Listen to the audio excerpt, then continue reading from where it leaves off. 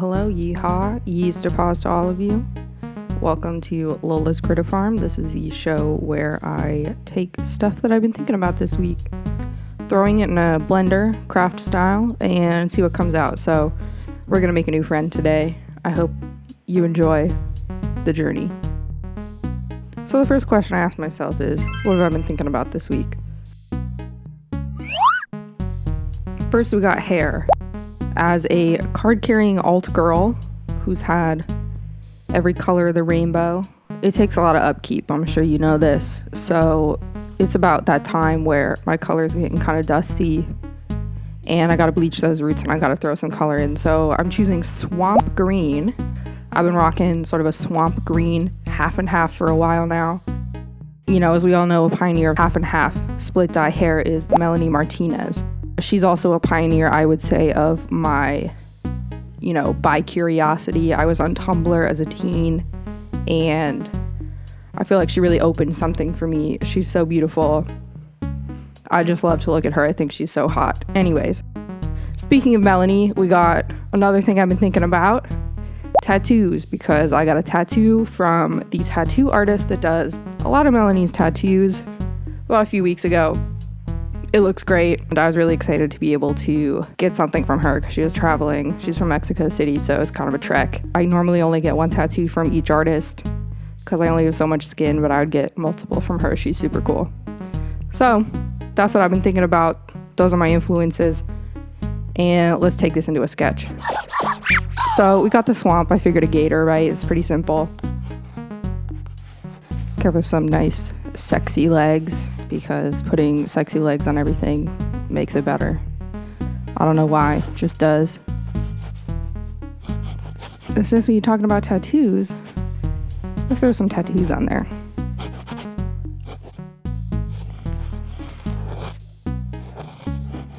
And she's edgy, so she got some split dye hair, right?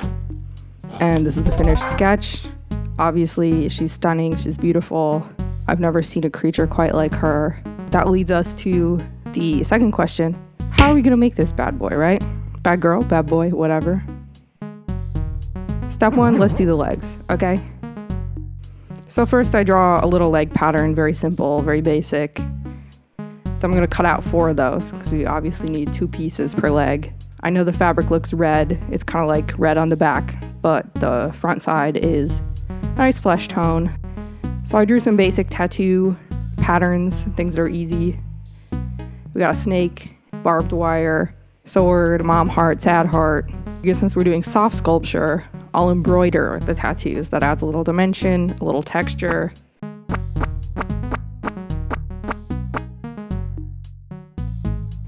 Now, here's where I messed up, right? I knew beforehand that you're not supposed to sew stretch fabric on my sewing machine. This has been told to me by experts and professionals, but I did not think or care when I was choosing the fabric that I chose, which is stretch fabric. Given I just used what I had lying around, but I should not have used a stretch fabric. So don't do what I did. It was a nightmare. But I pushed through and we got the legs done. Now we gotta do the feet. So I took some old thick leather from a shoemaking class I took in college. Took some red leather from the same shoe design class, cut some little toenails. This girl is gonna be glamour incarnate. Glued those on with my favorite glue. In order to put them on the legs, I figured I'd treat them kind of like a button. I punched 2 little holes with my leather punch, and then I just sewed them like you would hand sew a button onto the bottom of the leg. Now we got some kickers. We got some straight up kickers. They're looking great. All right, step 2, let's get this body done. The body's a lot easier. Satin I had lying around, and the construction of the body is basically just a tube. So all you need to do is cut out a sort of tapered shape, sew it up the middle, right? It's very easy. If I can figure it out, you can do it. This was a lot easier, a lot better. Look at that seam. That's a beautiful seam. I stuck a wire in that noodle body so that there would be a little bit more, posability. That's cool. All right, next we're gonna put a little flare on this body. So I am cutting out the belly scales out of some old leather I had lying around. And then I super glued that on the body to cover the seam. and put some pins on the edges. That just kind of keeps it down while the glue is drying. As I'm seeing these colors, because again, I did not really plan for this, kind of just freeballed it. I'm noticing that she's looking like Spyro the Dragon. Obviously, Spyro's like a little thicker and she's kind of wormy, so it's kind of like Spyro, but like... Alright, step 3, face. Let's do it. So I was trying to figure out how to construct the face. It comes to mind Cherry from Pee-wee's Playhouse. So I was looking at Cherry's face, and she's got these sort of like 2 mouth parts, right? Very simple shapes. So I'm just gonna emulate that.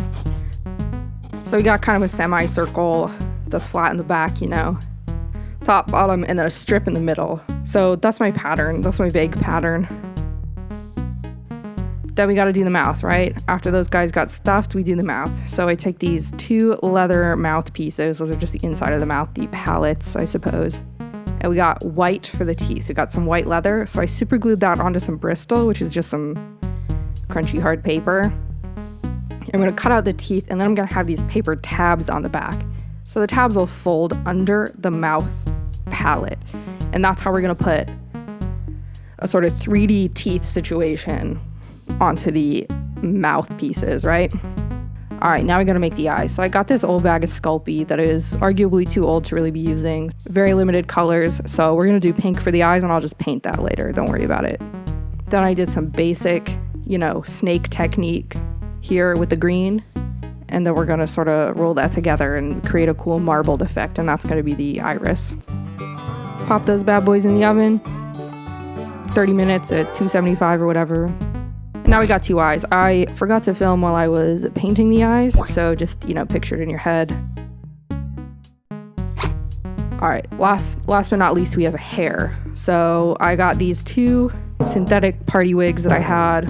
One of them from my Bride of Chucky, Tiffany Valentine Halloween costume. So we're gonna take sort of a chunk of each, right? I'm not gonna really wear them again, so I figured I could cut them up. Take a chunk of each, create a little ponytail, and then I singed the ends so they didn't come apart. And then honestly, I just cut some holes in the top of her head, stuck it in there, and glued around the rim so that they wouldn't come out. It was a little barbaric, but it was all that I could figure out on the fly, okay? Now that she has her hair, I'm gonna put it up in a beautiful ponytail, a tender moment between mother and daughter, and she done. So let's recap. What do we have? We got legs, eyes, body, and some teeth. Now we're gonna throw that all into the pot and see what happens.